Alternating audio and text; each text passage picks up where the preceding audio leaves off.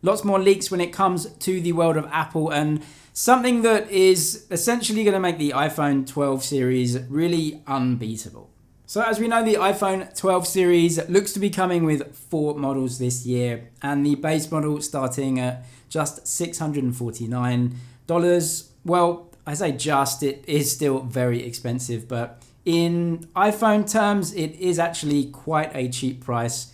And considering the base model of the iPhone 12 is getting a multiple camera system with an ultra wide, probably the OLED display and the same processor as you find in that real high-end 12 Pro Max model. But there are plenty of options in the Android world as well, and some amazing hardware options for really good prices as well. So what makes the iPhone 12 slightly unbeatable? It's the news today, and we've also got this from other reports recently as well, that Apple are going to be supporting all iOS 13 capable devices with the new upgrade into iOS 14. iOS 14 is going to be the new version, the updated version that usually ships with the new iPhone models. So when the iPhone 12 is launched, iOS 14 will be coming with them. And if every device currently supporting iOS 13 can support iOS 14, that means iPhones like the iPhone 11 series, the iPhone 10 series, the iPhone 8, 7, even 6 and 6S, and an iPod Touch model will support the brand new version of Apple's operating system.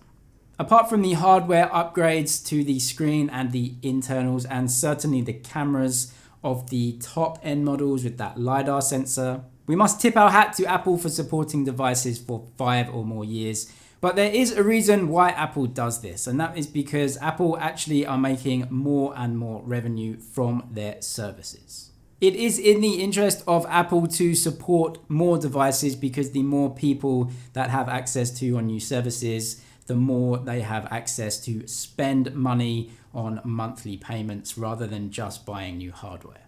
For example, we have Apple Music and more recently Apple TV and Apple News, but also found recently in the beta for iOS 13.5, it looks like there's something called Apple News Plus Audio. We'll have to wait and see what that is, but you get my point. Apple are pushing services onto their customer base, and so they can update very old devices because they have a benefit at the end of it. With their leaked pricing, if we can believe it, and this may or may not be before or after tax, so we have to keep that in mind.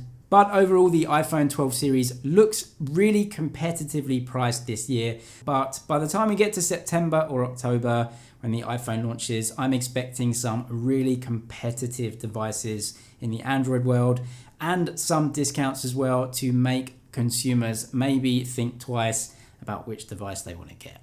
Also in your Apple news as well, we did get this dodgy leak from Mac Otakara. You can see some models of the iPhone 12 series. There are a lot of errors with these models. For example, the notch is the same size as we have currently, and that is expected to get smaller. Also, when it comes to the back, it looks like the camera setups are the iPhone 11 Pro camera setups, and we also know that these are changing, at least in the Pro models, with that LiDAR sensor. So the notch and also the camera system aren't correct. However, these are just models and mock-ups that case makers usually make to test out their cases. So the actual dimensions of the phones themselves, the outer dimensions, should be correct. So it definitely gives you an idea of how the phones size up against each other.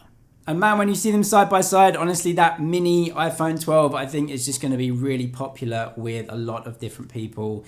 A small form factor iPhone, but without any bezels. Definitely going to be popular. Let me know which one you're looking forward to in the comments. For me, maybe the smaller Pro model, but yeah, a big lineup this year, 4 different phones. Anyway, that is it for your tech news today. Thank you for watching. Subscribe if you liked it, and I'll see you in the next one.